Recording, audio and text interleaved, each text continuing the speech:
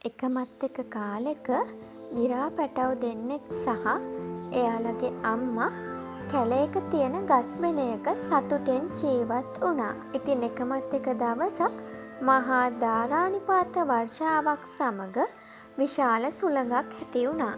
ඉතින් මේ ගිරා පැටව් දෙන්නා සහ එයාලගේ අම්මා ජීවත් වුණ ගස මේ සුළඟ නිසා බිමට ඇදගෙන වැටුණා. ඉතින් මෙතනින් එක පැටියෙක් බිම වැටලා ඉන්නවා දැකපු සොරු කල්ලයක් විසින් ඒ පැටියාව රැගෙන ගියා. අනිත් පැටියා දැකපු තාපසතුමෙක් ඒ පැටියාව එයාලගේ තාපසාරාමයට අරගෙන ගියා.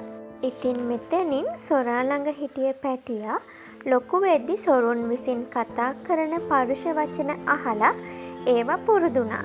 ඉතින් ඒ වචන තමයි උඹ, මරාපන්, කොටාපන්, හොරා.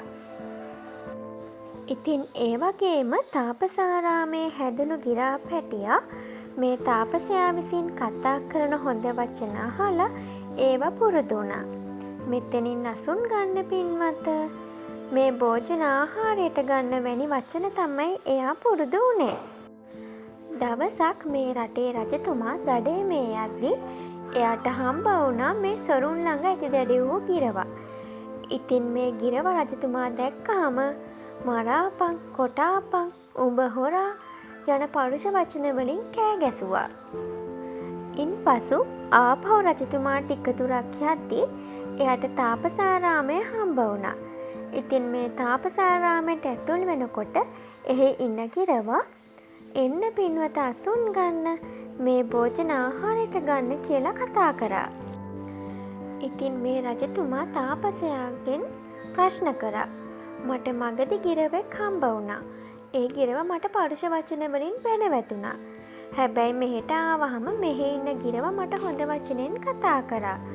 කොහොමද එහෙම වුනේ කියලා ප්‍රශ්න කරා. ඒ ගහන් හිටපු ගිරවා මෙහෙම පිළිතුරු දුන්නා. අපි දෙන්න එකම වර්ගයේ ගිරවුන් තමයි. නමුත් අපි වෙන වෙන සමාජවල හැදී වැඩුණු නිසා මෙහෙම කතා බහ වෙනස් වුණා.